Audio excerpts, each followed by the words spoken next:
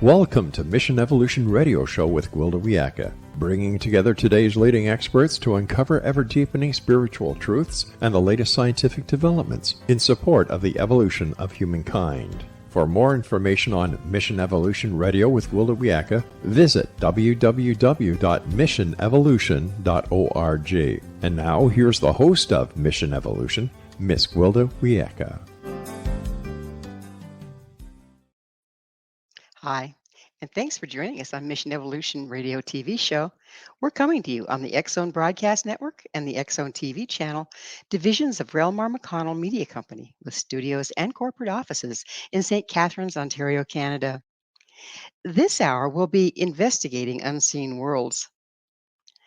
The paranormal is a fascinating arena, propagating much speculation.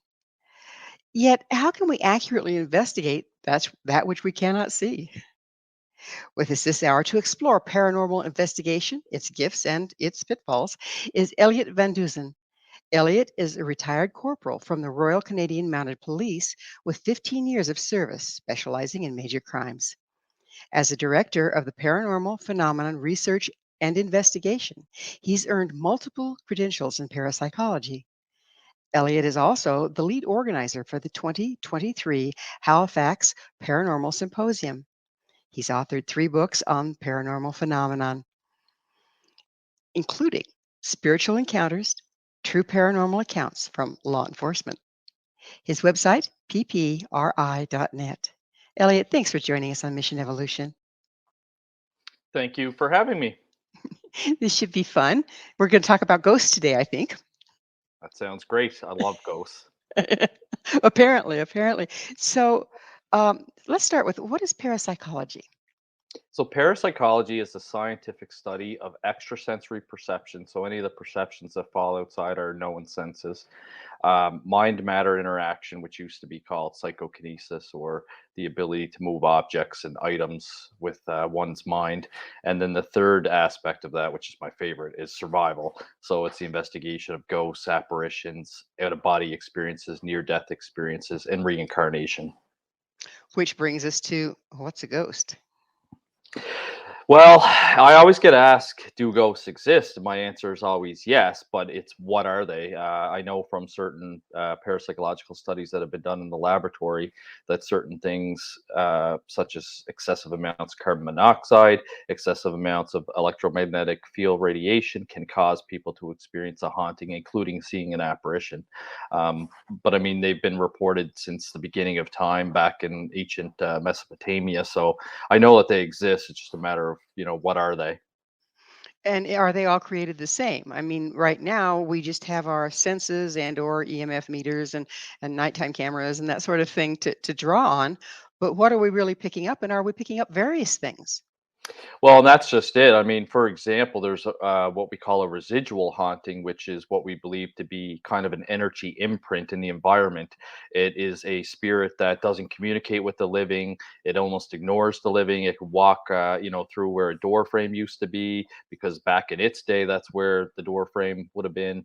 And it just basically acts like a video recording. And then there's other ones where, they can intelligently communicate with the living, either through an electronic voice phenomena or through knocks or raps. Investigators are able to corroborate information such as names, dates of birth. That kind of information is usually gathered from a medium. So there's certainly different types of hauntings, different types of ghosts. Well, how about the observer effect? When you get enough people together looking for something, can't they create it? There certainly is. There was actually a case that I talk about. My colleague Daryl Walsh always makes fun of me for talking about this, but it was called the Phillips experiment, and it was in Toronto, Ontario. And what they did with the Phillips experiment is they wanted to create their own poltergeist. So this group of psychical researchers basically created a background story for a fictitious entity named Philip. And every day they'd come in the office, they'd sit around their table, they would talk to the entity, they would make things up about the entity's background, and eventually they were able to get these strange rapping and knocking noises to occur on their table. And even when they broke off for Christmas and they weren't in the office for a couple of weeks, this activity continued to happen to them at their private residence. So certainly the mind is a very powerful thing that we don't fully understand yet.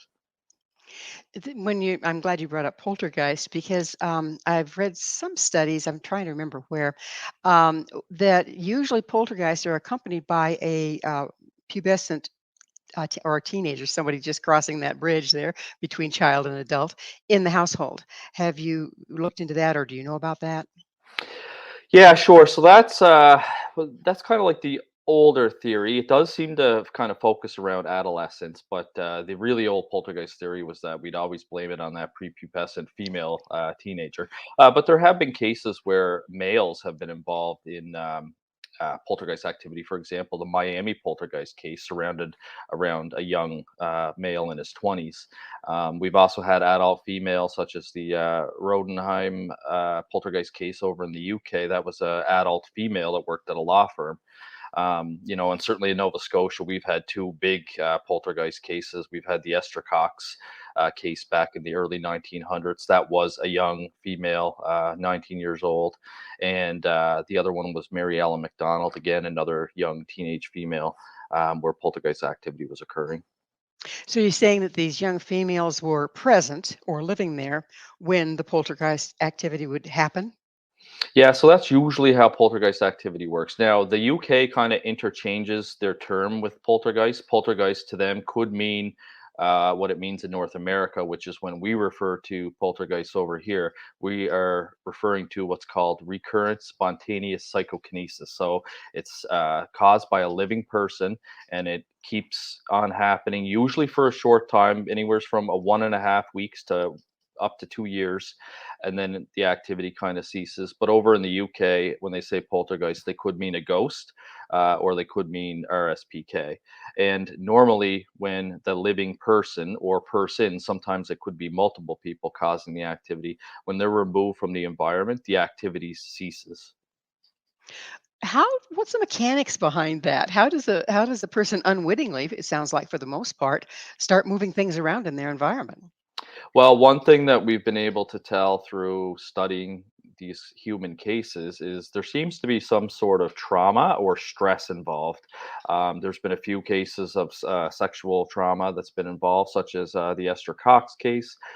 She was out in a carriage when the male that she was with tried to sexually assault her. That caused a lot of trauma, and then the activity started shortly after that. I know a good colleague and friend of mine, Lloyd Auerbach, has investigated a former police officer out on the West Coast that was undergoing some counseling for some sexual trauma, and that had brought up some poltergeist activity in her life as well. So that's certainly one trigger, but it's definitely a topic that we're still interested in parapsychology and still learning different things. Pretty fascinating, really, because it comes in so many different faces. When people have had trauma, particularly sexual abuse, it's very common for them to compartmentalize or even totally split off and have more than one personality. Is that related to part of them out acting in their environment where the other part of them is busy in their body? Yeah, we certainly believe that it has something to do with our unconscious mind. It's our unconscious mind's way of kind of dealing with this stress. I often wonder, as you said in my introduction, I'm a former Royal Canadian Mounted Police officer, so I've had some stressful situations myself, and I've never had objects move on their own. So it often makes you wonder what kind of trauma and stress one has to undergo for this type of activity to occur. It certainly doesn't happen with everybody. But that is certainly one of the trends that we've noticed in these sorts of cases. I wonder if it's also linked with a certain amount of genetic predisposition to being able to do that in the first place. That part's interesting. I know that for psychic abilities, it's been proven that that is genetic and seems to get passed down.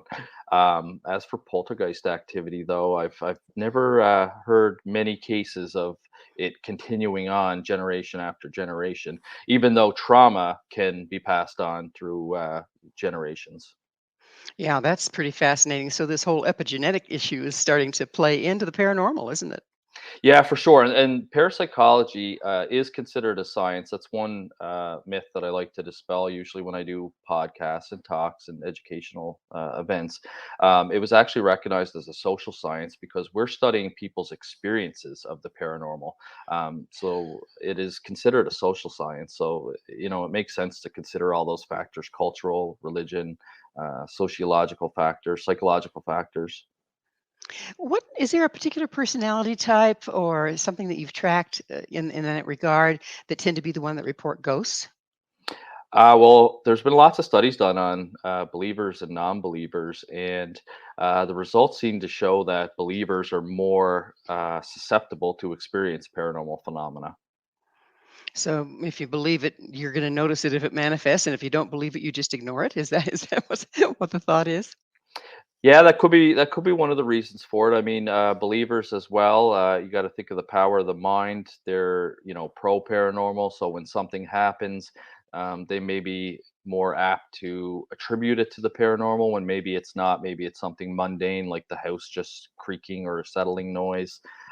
So there's different factors that come into play. They've also done studies on whether or not somebody's been primed before. So they've taken two different groups to a location. They've told one group that it's extremely haunted, and then they find out what they experienced on their little tour, and then they tell the other group that it's just a normal place and nothing's ever happened here. And the results seem to be the ones that were primed and kind of told that the place is haunted tend to experience more than the other group. It's kind of hard to isolate that out, though, isn't it? Because the group itself is having an effect on the environment. Oh, it is, and that's the thing with parapsychology is there's always these unknown factors that we can't seem to prove scientifically, and we kind of hit these roadblocks all the time when we deal with this stuff. It's the same as electronic voice phenomena, for example. There's four different theories on what they could be, and I've actually investigated different cases of each one. But the first one is that we all hope it's a discarnate entity that's left a message for us on the tape recorder. The second theory is that it could be psi or telepathy caused by either the paranormal investigators that are on scene or your clients that are on scene or somebody nearby. I've actually had that happen to a friend of mine, Michelle DeRoche. She had recorded her own thought on a tape recorder during one investigation. The third theory is that it could be interference, through cell phone or radio signals. Had a case of that where it was through Facebook. These two guys were messaging each other using the voice message instead of texting, and for some reason or another, it ended up capturing a different conversation through Facebook that came out on their recording. So again, you kind of run into all these different theories and different roadblocks that you have to investigate, and at Well, some point with we're gonna our have we're gonna have to pick up on the investigation on the other side of a commercial break. Elliot and I will return shortly, so don't go away. This is Mission Evolution, www.missionevolution.org. Do police officers see ghosts? If so, do they tell? With us this hour discussing law enforcement and the paranormal is Director of Paranormal Phenomena Research and Investigation, Elliott Van Dusen. His website, PPRI.net. Elliot, you're a retired corporal from the Royal Canadian Mounted Police. Did you personally have any paranormal experiences as a police officer? Not as a police officer, no. How I came to write those 2 books about law enforcement's experience, with the paranormal is, after I had written my first book, which was called Evil in Exeter. It was based on a private investigation, at a house in Rhode Island. My mother had encouraged me to continue writing paranormal books, but I had explained to her, cases of extreme hauntings don't come along every day. I'm not really sure what else I would write about. So I thought about my 2 passions, which was law enforcement and parapsychology. And I reached out to some colleagues to see if they had any experiences, and they did. And so they kind of gave me their story because they trusted me. I was, still a police officer at the time, and I was a paranormal investigator. So I managed to collect these stories. And before I knew it, I had talked to multiple different police officers, correctional officers, security officers, and had collected over 50 stories and had published my first law enforcement book. And then once that one came out, after doing some interviews and the book selling, I had more law enforcement officers contact me with more stories. So I've been very lucky. I've been told that that's a very niche market and a very hard market to crack. So people feel comfortable talking to me about that. So So, in other words, the answer to that question is they do tell. they do, They do and tell. they do see one of my favorite one is I call it murder in progress, and this police officer's working a night shift, and they got a phone call from the post office. There was a cleaner in there cleaning the post office was closed. He heard a domestic dispute going on. He said there was things breaking, furniture being thrown, screams. So the police attended the scene. It was actually just a block away from the police station, so it was faster for them to run down than it was to drive. So him and his partner ran down, met the janitor. He brought them upstairs to where the rental apartments were, opened the door, and there was absolutely nothing in the apartment. There was no furniture, there was no people, the lights were off. So they went in, they took a look around, didn't look like anything was disturbed. This young police officer had the brilliant idea to shine his flashlight towards the floor. He could actually see dust settled on the floor, and the only footmarks that they could see were from the police boots. So the janitor, they pulled him aside and told him what they found. Of course, he's freaking out, thinking that they think that he's lying. And he's like, well, they must have went up on the roof through the fire escape. But when they went and checked the window, somebody had painted over the window and not taped it off correctly. So the window was actually sealed shut. And the next day, he got woken up by the chief of police, who was reviewing all the files from last night. He had called him and wanted to hear about the story. So he told him the same story I just told you. And the chief of police kind of laughed and said, that's interesting. This is the second call we've had there. Similar circumstances, but what happened is several years ago there was a murder in that apartment, and the woman was murdered with a bread knife, and it was a very violent crime scene. And it seems that every once in a while this murder scene kind of replays at this apartment. So there's multiple different stories like that that have been shared, and I just find it absolutely fascinating. But I personally have never encountered something supernatural while on duty. So the going back to the story that you just told, do you believe that deep trauma leaves an imprint? That is the trauma leaving the imprint versus somebody coming back and trying to tell who killed him. It certainly seems to be very, yeah, high traumatic, sudden incidences. It usually seems that these kind of hauntings replay when there's been a murder, some sort of suicide, some sort of tragedy, like a severe loss or a drowning. There's been lots of cases where somebody has died, and then there's a female apparition or a male apparition looking for their partner. There's one place, Tavern on Main. It's a restaurant in Rhode Island where there's a little boy that is often found in the women's washroom crying, looking for his parents. It's a ghost boy. There's a case here in Nova Scotia, out in Peggy's Cove. They call her the Lady in Blue. It's basically a female wearing a blue dress apparition that's seen walking the shores looking for her husband. That the folklore says that he drowned in a fishing accident. So certainly those types of events seem to leave a lasting imprint in the environment. Yeah, it's pretty fascinating. I wonder if we'll ever know. So, um, how does your background in law enforcement lead you to the paranormal, and then how does it interact with your work in the paranormal? Well, I think that my background in law enforcement has made me a better paranormal investigator. Certainly a critical investigator. When I get a call to investigate something, I try and look for the reasonable, rational explanations at first. If somebody says that there's scratching coming from their walls, we have to check and make sure there's no signs that there's a rodent or an animal inside the wall. We check their wiring through the use of the electromagnetic field radiation detector. We've actually solved some cases. For example, there was one individual that was seeing an apparition at the end of their bed every night when they would go to sleep. Turned out they had a super old alarm clock that was giving off excessive amounts of EMF right by their head. And of course, that was causing them to see an apparition. Once that alarm clock was changed, they never got a visitation from the apparition again. So sometimes you can kind of explain it through science and good deductive reasoning, and other times you're left with a mystery. So, in the case of the person with the alarm clock, was it? Do you believe it was the EMFs causing the person to hallucinate, to envision, or translate that energy in some way mentally to make sense of it? Yeah, I do believe that it was giving off excessive amounts that were unsafe, and we know Mm. through the laboratory studies, the work of the former Dr. Michael Persinger that created what's called the God helmet. He took a snowmobile helmet, he put some electrodes in it, and he had research participants put this helmet on, and he would slowly increase the magnetic energy. And once it got to a certain level, people were able to start seeing deceased loved ones, apparitions. Some people even reported seeing religious figures such as the Virgin Mary. And I do believe that this was a case of that activity occurring. Well, with all the increased EMFs in our environment, makes you wonder what we're really seeing at any given time, doesn't it? Yeah, I mean, there's certainly technology, all around us. I've been into homes. There was one home that was about 110 years old, and the wires were unshielded, and it was giving off excessive amounts of um electromagnetic radiation right by the end of their stairwell, which led up to the second level. And that's where they would see a female apparition walk down the stairs. And of course, we let the homeowners know, and then it's up to them whether or not they have that repaired. It's probably something you'd want to get replaced, especially for fire reasons when you start dealing with unshielded wires. Pretty fascinating.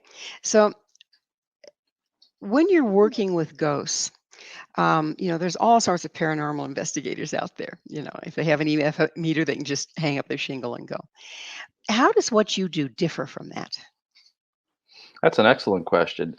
So you're right. There's, what I call the amateur ghost hunters, and then there's your more professional organizations. Um, Again, we're a very small team, and each person on my team kind of has a special skill set.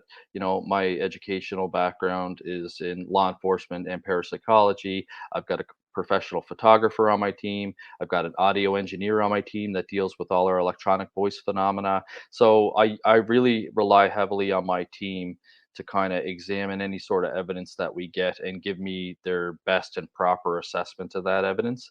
And also, when we're at a scene, yeah, or a scene, a haunting.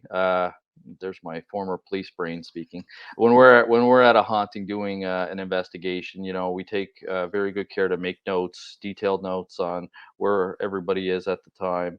Um, all the recordings are kept with one person, so we keep continuity of those recordings, and we just follow a really strict, protocol and guidelines when we're doing our investigations. I've worked with other groups where it's kind of, and a lot of these groups are just doing it for fun as well. But you show up, and it's just kind of willy nilly, and there's people running all over the place, and they're not documenting where somebody is. And then next thing you know, when you have a photograph with somebody far in the background, you're not sure, is that one of the investigators, or did we catch something, in the background? And you're kind of left with that.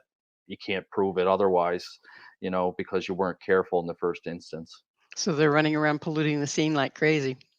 Yeah, I've seen both. I've seen, I've worked with some groups that follow the same thing, kind of, a scientific method, and very meticulous. And then I've seen others that it's just sheer chaos. And at least they're out trying, I guess. And there's kind of a what they are calling the citizen scientist programs out there now that parapsychologists are releasing to try and bring these amateur people up to speed and kind of give them some best practices, because they realize with all these people out there trying to collect evidence, why not give them some tools to kind of help, so that if they do catch something that can be used, we can use it.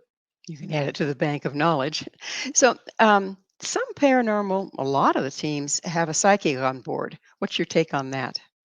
Yeah, so I'm not against mediums. I do believe it. I believe that our human mind is capable of doing it. I just believe that certain people have that switch turned on for whatever reason.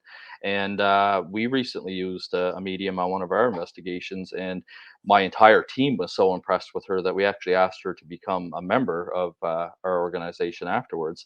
And one thing that kind of blew our mind was at this house. And of course, when I have a medium come and investigate, I don't give them any details about the case at all. I just tell them when to show up and where to show up. And so one thing that happened is, about a week before we showed up, the wife was playing cards with somebody. They had put their cards down on the table to go get a drink.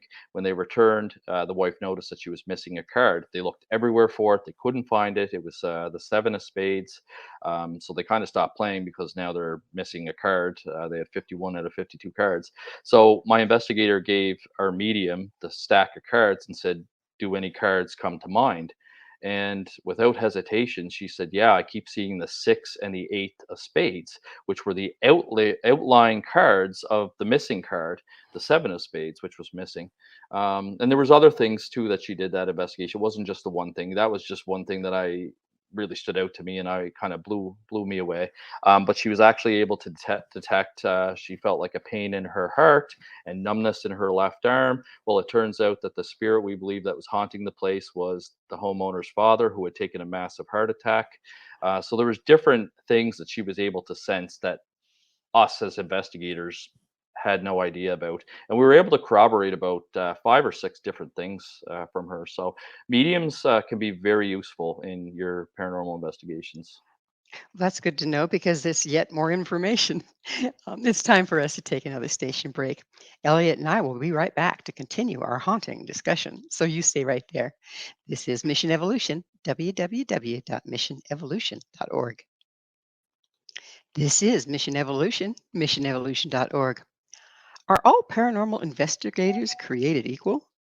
With us discussing the fine or not so fine art of paranormal investigation is Elliott Van Dusen. His website, ppri.net. Elliot, how do you, so where do you stand on accepting pay? I mean, can this be, you say professional, can this be a professional like as in you do it for pay and get in paranormal investigating? The only one in this field that I've known that has made, somewhat of a living with it was Stanton T. Friedman when he was alive doing his UFO lectures. Of course, everybody wanted Stanton at their conference, so he had expenses paid, and of course, he had lots of books and publications and things like that. But no, I would say generally, most people do not make much money doing this at all. I know with us, we're a nonprofit organization, so um, we try and do a lot of fundraising. We put on educational events to raise money. I basically donate all my proceeds from the sales of my books back into my organization. Things like that. Any sort of like honorariums that I receive for speaking at conferences, again, that money just goes after expenses are paid, of course, back into the organization. So it's a difficult field if you're hoping to make a go at it as a paid career. Unless you're in academia and you're kind of doing it from the side of your desk. A lot of them will do, scientific parapsychological studies under the guise of psychology or a different kind of field that they teach. So, what there's we talked about ghosts. Is there other types of paranormal activity that you investigate? Do you work on seeing if a person is psychokinetic or has ESP or any of that? Yeah, we haven't done that in a long time. We used to use the Zener cards and kind of do some tests to see if people had any sort of mediumship ability, or um, on the opposite end as well, if they're scoring nothing close to chance, then that's also an indication that they have some sort of mental block going on, because you should on average out of 25 cards get at least five of them correct at least. So yeah, we used to do that, but I find running a paranormal organization in general, because we do investigate anything that's reported to us. We have investigated cryptozoology sightings. There was a black panther reported many years ago in the Beaverbank, Nova Scotia area. We've investigated UFO sightings. I find those difficult, especially if they're, just a light in the sky. Especially today, there's just so many different things. There's like if you look at the air traffic in the sky, there's so many planes, drones, things like that. So Huh, very, have very satellites. satellites, yeah, On a clear night, you go, oh, a UFO. yeah, No, that's space Sputnik. space junk and debris. So they're very difficult to investigate. But I find when you run a paranormal organization that does take on that, it seems to, well, in my experience anyway, you seem to get reported reports of hauntings and ghosts a lot. So that seems to be what we kind of specialized in. But we are open to investigating, any sort of case. But it seems to be that that's the popular thing reported is ghosts and hauntings. Do you have private parties give you a call to come check out their house because they think it's haunted? Is that where you get some of your people? Yeah, so we're not so much a proactive organization. Like I know a lot of groups will contact like the local museum that's allegedly haunted and ask to investigate there and things like that. We'll only do that if we're in like a real lull period, and I just want to get my investigators out there to keep their skills sharp and use the equipment to get them familiar with things. For the most part, we're a reactive organization, so we only investigate if somebody contacts us and requires help. That usually comes through the form of our website. There's a contact us section on there. So people will look for a paranormal investigator in their area.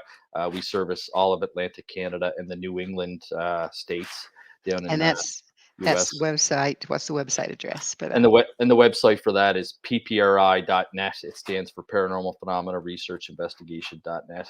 And we on average we do maybe 2 to 3 investigations per year. We've done 1 investigation this year, and we have about 3 or 4 right now that have just recently come in. I don't know if it's because it's October and people are thinking, or it's almost October and people are thinking about the paranormal and the supernatural, but yeah, we've got a business and I think 2 or 3 homes that just came in. So I have to take a look at that and see if I have investigators that can I can assign it to. So, what tools do you use? We've mentioned a few, but what tools do you use and who operates them? Yeah, so we have a electromagnetic field radiation detector, which we use. We have 2 of them, and And those are what all. electricians use. Yeah, it's a tool that electricians can use to check for unshielded wires. So, but it's not. There aren't any that are specifically built for your purpose. You just use the ones from. There are some EMF readers that are marketed towards ghosts, but there is one myth is when you hear ghost hunting equipment, there's actually no such thing as ghost hunting equipment. All the equipment that we use is used for other purposes, but can be helpful. Within paranormal investigation, such as that EMF reader. The other thing is like a point and shoot laser thermometer. I mean, they were using that during COVID to check your temperature when you'd go into a restaurant. So it has multiple purposes. The one tool I do like is we invested in a FLIR, which is a forward infrared looking camera, thermal camera. Mhm. And that's really cool because I like to show it in the presentations. I'll put my hand on the wall. Or sorry, I'll point the thermal camera at the wall before I put my hand on the wall, and you'll see that there's nothing there. I'll just put my hand on the wall for 2 seconds and then pull it away and put the thermal camera there, and you can see the perfect outline of my hand there. So that's really interesting because you'd like to see that when you hear footsteps approach you. Or I've had, I wish I had the tool at the time. I didn't own it at the time, but I was at a haunted house and I saw the doorknob turning while I was in the room. I was the only person on that floor. So I went over to the door and I opened the door up really quick and looked behind it, and there was absolutely nobody there. It would have been interesting on the other side to have used that thermal camera to see if you could have saw a handprint on the doorknob or something like that. But it is a valuable tool. So, in that case, you would probably be ruling out a ghost if you got a heat signature, right? If somebody else had touched it that has a corporeal body and some warmth. Well, it is interesting because in that same case, when we had a medium come in to help clear the house, she was calling the entity over towards her. And all of a sudden, on the thermal camera, I had purchased it after that incident with the doorknob. You could see footprints materialize across the bed, but they were dark instead of warm, as if like if a human had walked across, you would have saw you know hot footprints, but these were cold. So it was really interesting, and we had felt a cold spot in between us before the entity's footprints had appeared on the bed cheek too. So very So very that fascinating. so that's what that thermometer thing is for, is to measure hot and cold spots. Yes, yeah, and you have to Yeah. be careful too with the laser point and shoot because it'll only detect the temperature wherever the laser is. It doesn't detect the change in temperature in between. And the other thing that can happen, and I've had this happen a lot, is where somebody feels a cold spot and you actually react to it physiologically. You'll get goosebumps, but the temperature of the equipment doesn't actually pick up a change. Or, at our last investigation that we did a month ago with our medium, she felt when she was communicating with the spirit that she was getting very cold. She said, "I'm freezing," but the thermal camera actually said that her body temperature had increased by 2 degrees, even though she felt that she was freezing. That's substantial. Yes, and it was 2 degrees Celsius. I'm not sure what that would be Fahrenheit, but yeah, no, a substantial increase within a Well, matter of Celsius, it'd seconds. even be more. Yeah, yeah. Yeah, yeah. That's pretty interesting. So she was kind of empathing through her body that there was paranormal activity and her body was responding. Is that what's going on there? Yes, yeah, yep, and very much so. And it was kind of neat to have the equipment there to kind of verify.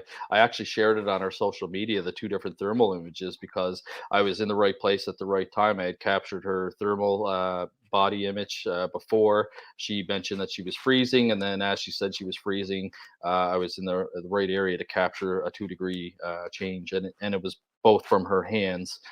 So it's not like it was two different parts of her body or anything like that. It was in the exact same spot. So it was really, really cool. Pretty fascinating. So, have you covered all the tools that you use? I interrupted you Uh, there. no, pretty much. I mean, we use digital audio recorders. I don't believe in using your phone with the apps. If you're just going to use the voice recorder to record, I don't have a problem with that. But the apps, I'm very leery of because they're marketed as ghost apps. And just recently, I've got one of my investigators, my audio engineer, Peter McMasters, is working with a university right now on a special project, and one of the things they're doing are looking at apps. And he had me test out the EMF app in the phone. And what I did is normally your microwave will give off excessive amounts of EMF if you're running it. So I ran the microwave and had both the app on my phone and the real EMF reader in my hand, and there was a huge difference. The phone was barely picking up anything, and then the actual EMF reader was basically telling you don't stand in front of the microwave because there's a It's lot of not. radiation coming. Absolutely. So once you get all this information, do you then triangulate?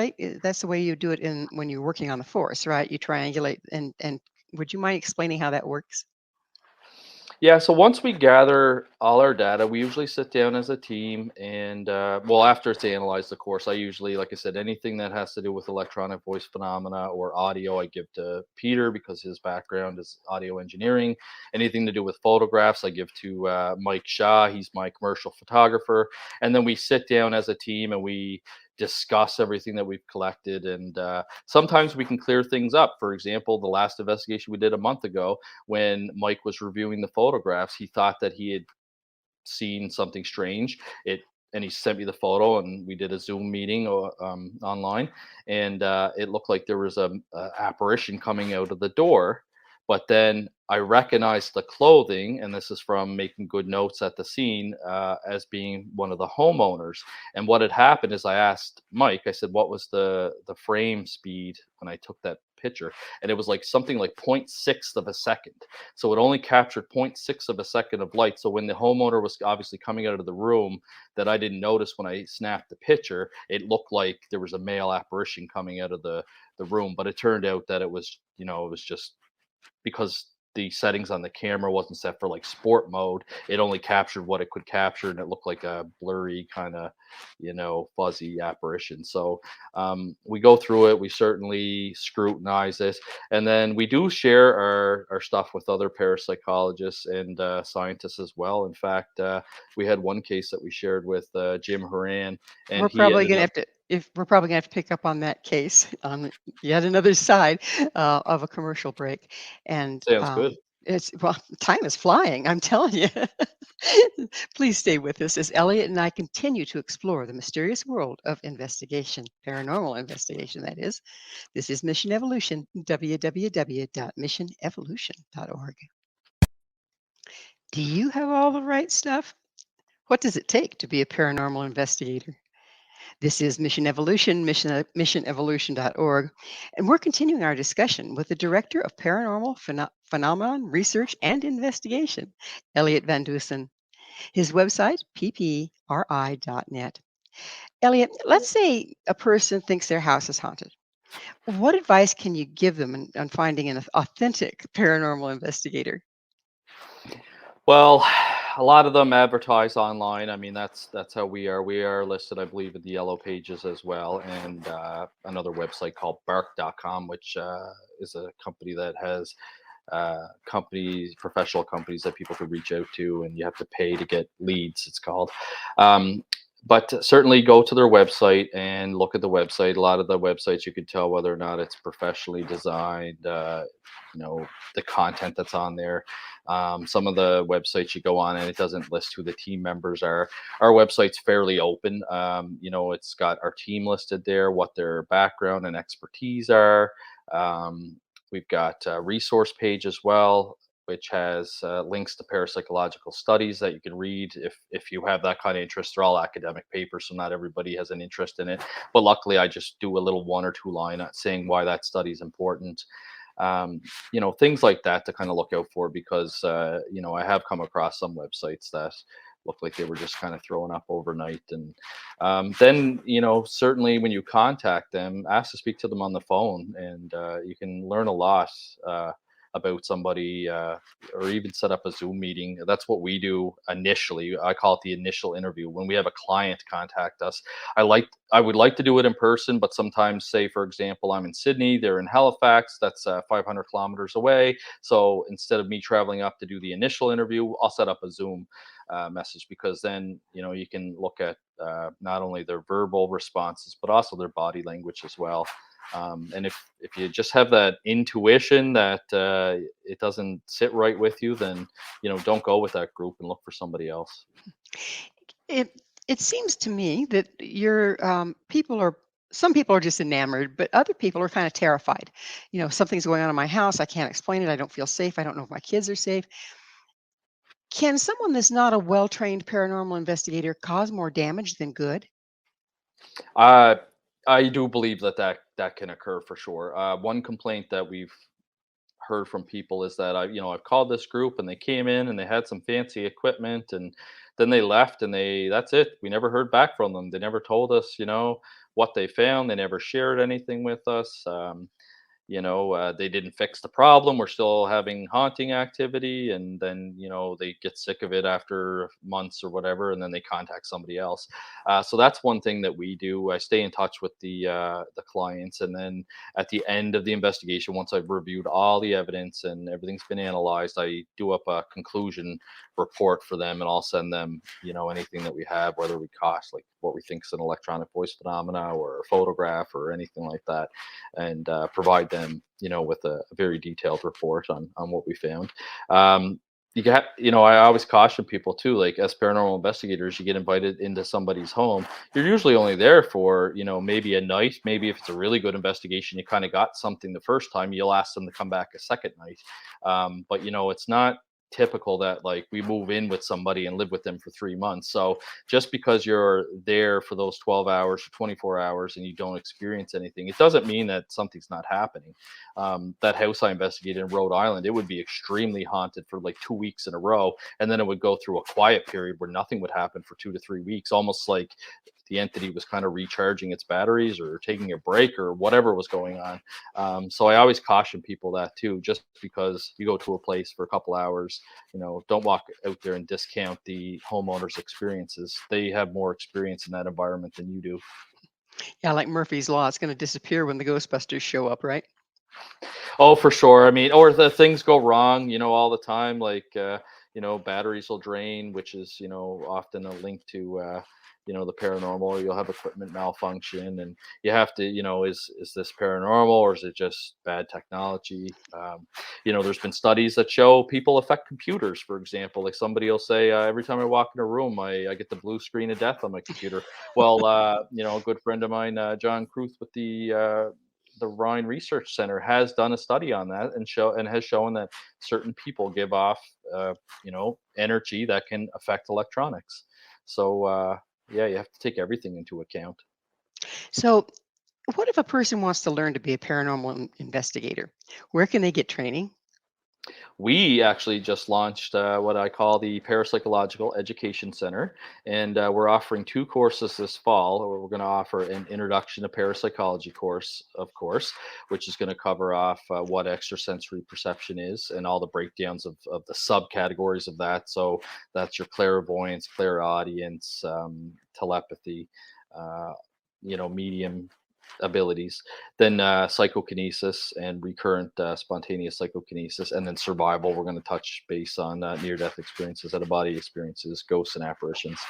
And then our second course is an introduction to demonology course. I have an interest in demonology. I've taken two courses in it, one of them from the University of Edinburgh, and it was an ancient demonology course. And we're going to talk about, where it kind of first developed through ancient civilizations. And then I've got a couple of guest speakers that do exorcisms and deliverance type work that are going to come in week 3 and week 4. And that can all be found on our website, ppri.net as well. Pretty fascinating. So, speaking of learning about the paranormal, tell us a little about the 2023 Halifax Paranormal Symposium. I understand you're quite active in that. Yeah, so I'm the lead organizer on that. It's a huge undertaking, but it's tied up myself for at least a year, just all the planning. But what we wanted to do is there hasn't been a really big paranormal conference in Canada for quite some time. A lot of them seem to happen down in the United States. So myself and Daryl Walsh, my colleague, we wanted to host something. Wanted to host something locally where we are, and also the Maritimes in Canada are extremely haunted. There's a lot of history here, so perfect location to hold it. And I've got 5 guest speakers lined up, 3 of them local, 2 of them international. I've got Dr. Richard Gallagher. He is a Columbia professor, university professor that practices psychiatry and believes in demonic possession. I've got Lauren Coleman, who is an internationally recognized cryptozoologist coming up from Maine to talk about creatures and animals that have been reported in Nova Scotia, such as the Wendigo. I've got Chris Stiles coming to talk about his new UFO investigation. I say new; it happened in 1960, but it's 2 underwater UFOs where Navy divers allegedly filmed extraterrestrials repairing the ship. I've got Dr. Daryl Walsh, my colleague, speaking about our ghosts extinct, and he's going to talk about how we used to see apparitions and report apparitions, and now it's all based off technology and electronic voice phenomena and ghost apps, and just kind of how the field's changed a bit. Well, it And then sounds fascinating. When, and where is it?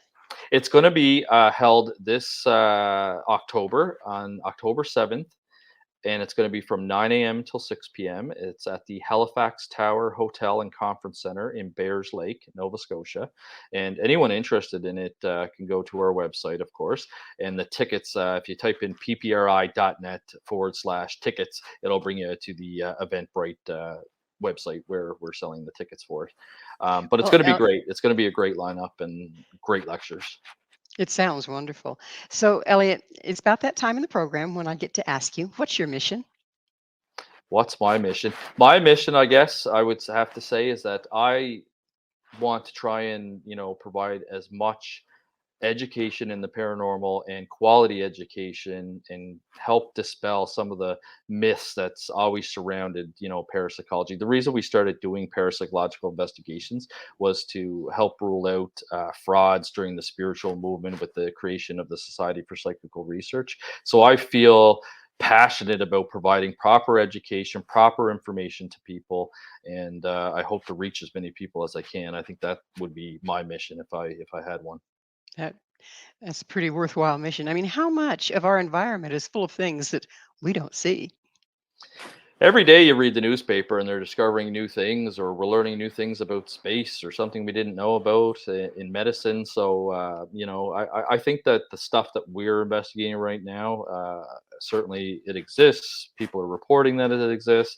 It's just we don't understand it yet. And, maybe in the future we will. And we need those people working on it now so that we can understand it in the future. Do you think that and hope that there's going to be some instrumentation that's designed specifically for what you're doing versus having to repurpose something that's used in another field? Oh, absolutely. I think that would be phenomenal. Whether that is some sort of form of like an MRI or an fMRI, where we can uh, scan bodies and understand something, but we have to understand what human consciousness is. I mean, there's many different theories on it. Some people think once you die, that's it, it's lights out, and and you're done. And now there's some research saying that the brain lives 7 minutes after the body and the heart stop beating, and that people undergo like a life review during the 7 minutes. So there's different theories that we still don't fully understand yet, and maybe one day we will be able to create technology that can detect, human Pretty consciousness. well, we can hope because it's pretty exciting. The consciousness thing is really a hot topic right now. Probably has been for eons, but we're learning a lot about it right now, and I think that there's going to be a collision course, don't you, between the paranormal and what we consider normal in science. Yeah, for sure. And sometimes you do see it, kind of blend in. I know there's some anthropologists out there that have an interest in, the paranormal or cryptozoology. And when they find like a creature we didn't know about from a couple thousand years ago, technically that creature, if it was still alive today, would be considered a cryptid Hmm. because, we didn't know about it. So yeah, certainly you see it already kind of blending here and there. Well, we're just about out of time in the whole show, but it's been so wonderful visiting with you and bringing your knowledge to the field of parapsychology. And just as we're closing, give us your website again, real quick. Yeah, so if anyone has any questions, they're interested in the conference, or they just want to shoot us an email, ask a question, the best place to go to is just ppri.net. That stands for Paranormal Phenomena Research Investigation.net. Well, unfortunately, now we are out of time. Elliot, thank you so much for coming on the show. Our guest this hour has been Director of Paranormal Phenomena Research and Investigation, Elliott Van Dusen. To find out more about Elliott, his books, and the 2023 Halifax Paranormal Symposium, visit his website, ppri.net. This has been Mission Evolution with Gwilda Wiyaka. For more information or to enjoy past archived episodes, visit www.missionevolution.org. But most importantly, be sure to join us right here next time as this mission continues, bringing information, resources, and support to our evolving world.